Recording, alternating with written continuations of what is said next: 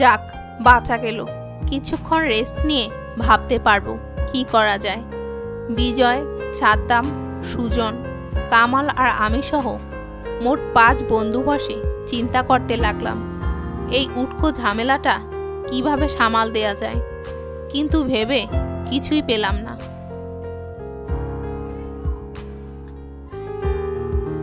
মাথা কাজ করতেছে না। তখন পাশের রুম থেকে কাশেম কিডন্যাপার এলো।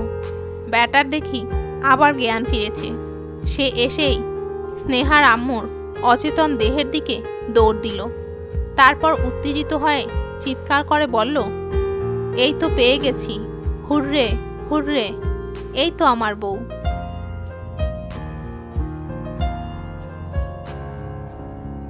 আমি বিজয়কে ইশারা করে বললাম, বিজয়, তৃতীয় ডোজটা ওকেও দিয়ে দে, যেন সারা রাত জ্ঞান না ফিরে। আমার কথা শুনে উঠে দাঁড়ালো বিজয়। কাশেমকে নিজের দিকে ঘুরালো সে। তারপর তার কাঁধে হাত রেখে বিদ্রুপ হাসি হেসে বলল, বাবা কাশেম, এটা তোর বউ নয় বাবা।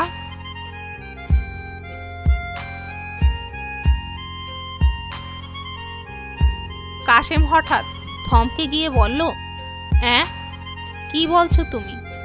আমার বউয়ের 2টা হাত, 2টা পা, 2টা চোখ, 2টা কান, একটা মাথা, আর ওরও 2টা হাত, 2টা পা, 2টা চোখ, 2টা কান, একটা মাথা। এটাই আমার বউ। তুমি মিথ্যে বলছো। বিজয় কাশেমের কলার ধরে নিজের কাছে টেনে নিয়ে বলল, 2টা হাত, 2টা পা থাকলেই তোর বউ হয়ে গেছে?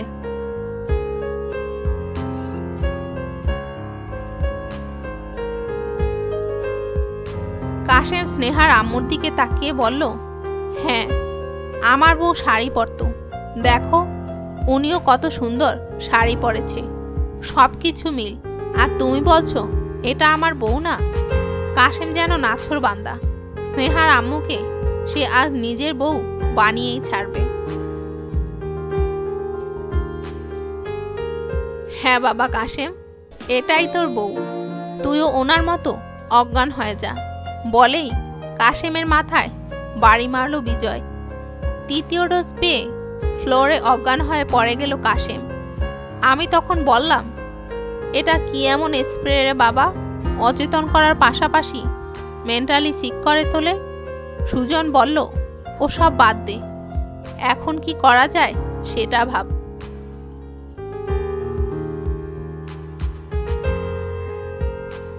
কামাল বলল, সুজন ঠিক বলেছে, নয়তো আবার ওদের হুঁশ ফিরে যখন তখন পাগলামি শুরু করতে পারে। আমরা আবার বসলাম আলোচনায়। আমাদের প্রথমে জানতে হবে স্নেহাকে কে কিডন্যাপ করেছে, তারপর ওকে উদ্ধার করে ওর আম্মুকে আমাদের দলে নিয়ে আসতে হবে। কিন্তু ব্যাপারটা কোনো মতে স্নেহার আব্বুর কানে যেতে পারবে না।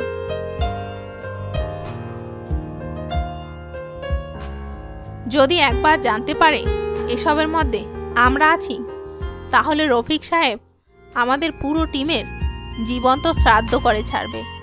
সিদ্ধান্ত নিলাম, কাল এলাকার খবর নিতে পাঠাবো বিজয় আর কামালকে। বাকিরা আমরা এখানে থাকব।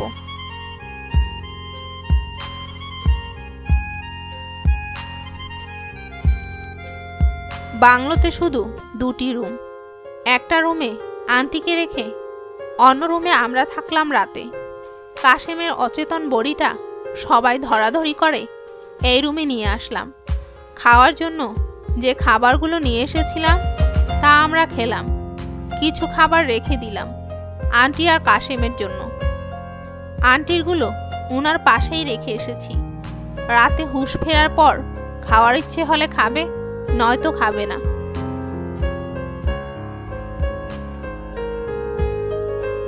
এরপর আমরা শুয়ে পড়ি যে যার মতো, কিন্তু ঘুমোতে পারলাম না।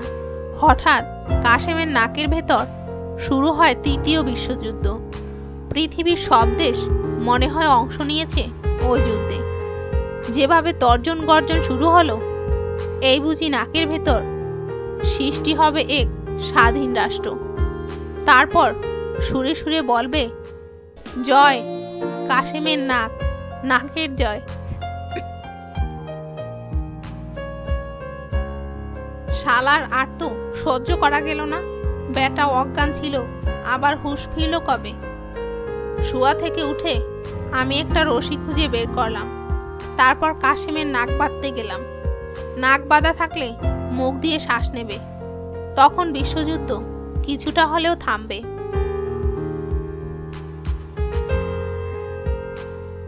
আমাকে কাশেমের নাক বাঁধতে দেখে দুজন বলল, দাঁড়া, এইসব করিস না, শেষে দেখা যাবে বেচারা অজ্ঞান অবস্থায় মারা গেছে। তার চেয়ে বরং একটু কষ্ট করে ঘুমায়। সুজনের কথায় রাজি হলাম। হাতের দুই বাহু দিয়ে দুই কান চেপে ধরে কোনো মতে ঘুমিয়ে পড়লাম।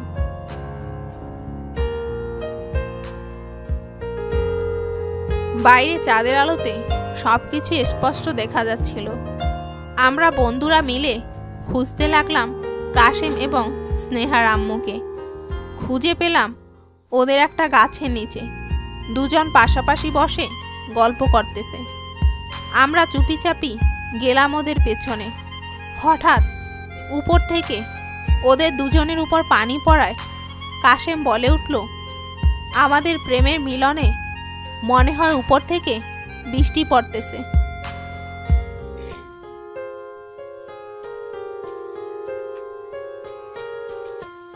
স্নেহার আম্মু হেসে বলল, আমাদের প্রেম তো খাঁটি, তাই। কিন্তু বৃষ্টির পানি এমন নোনতা নোনতা কেন? কাশেমের কণ্ঠে বিস্ময়। কি জানি, বৃষ্টিতে মনে হয় লবণ মেশানো হয়েছে। আরে, বৃষ্টি থেমে গেল কেন? এ তো কম বৃষ্টি। বৃষ্টিতে ভিজে ভিজে তোমার সাথে প্রেম করতে ভালো লাগছিল।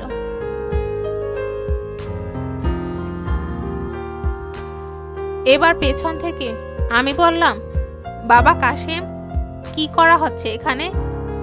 ওরা দুইজন চমকে তাকালো আমাদের দিকে। কাশেম হেসে বলল, ও, তোমরাও এসেছো? আমরা স্বামী স্ত্রী মিলে চাঁদের আলোতে বৃষ্টিতে ভিজে প্রেমের গল্প করতেছি।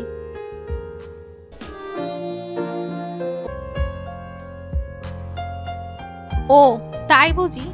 উপরে একবার তাকাও, দেখো কোথা থেকে বৃষ্টি নেমেছে তোমাদের উপর। কাশেম এবং স্নেহার আম্মু একসাথে উপরে তাকালো।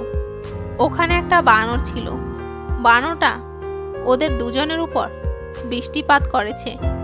এতক্ষণে বুঝতে পেরে কাশেম রেগে গিয়ে বানরটাকে তাড়া করল।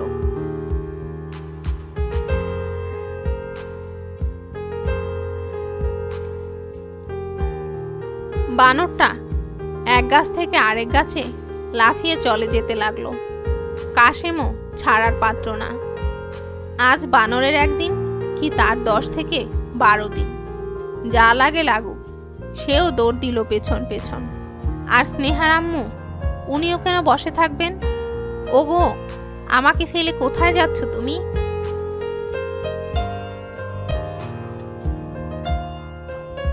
বলে উনিও দৌড় দিলেন কাশেমের পিছু পিছু। আমরাও দৌড়ালাম ওদের আটকানোর জন্য। মধ্যরাতে এই জঙ্গল এলাকায় যেন একটা ছোটখাটো দৌড় প্রতিযোগিতা চলছে।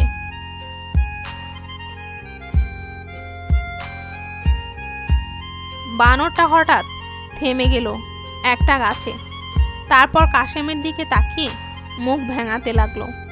কাশেমের রাগ আরো বেড়ে গেল। একটা ঢিল মারলো বানরটার দিকে সে। কিন্তু বানরটাও কম না। এককালে মনে হয় ক্রিকেট খেলতো সে। সাঙ্গাকারার মতো ডাইভ দিয়ে ঢিলটা ক্যাচ ধরলো মিস্টার বানর। তারপর ওটা আবার ছুঁড়ে মারলো কাশেমের দিকে এবং আউট। ঢিলটা এসে পড়লো কাশেমের কপালে, আর কাশেম গিয়ে পড়লো স্নেহার আম্মুর গায়ে। সাথে সাথে দুইজন আবার অজ্ঞান। উপর থেকে বানরটা নাচতে লাগলো কোমর দুলিয়ে।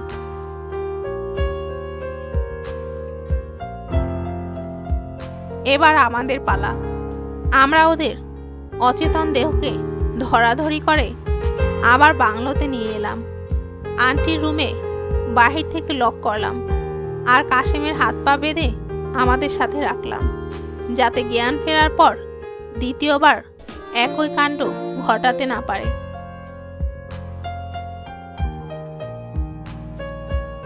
গল্পের বাকি অংশ দেখার জন্য আমাদের সাথে থাকুন। ভালো লাগলে লাইক, কমেন্ট এবং শেয়ার করতে ভুলবেন না। আর যদি আমাদের চ্যানেলে ভিডিওগুলো ভালো লাগে তাহলে অবশ্যই আমাদের চ্যানেলটি সাবস্ক্রাইব করবেন। ধন্যবাদ।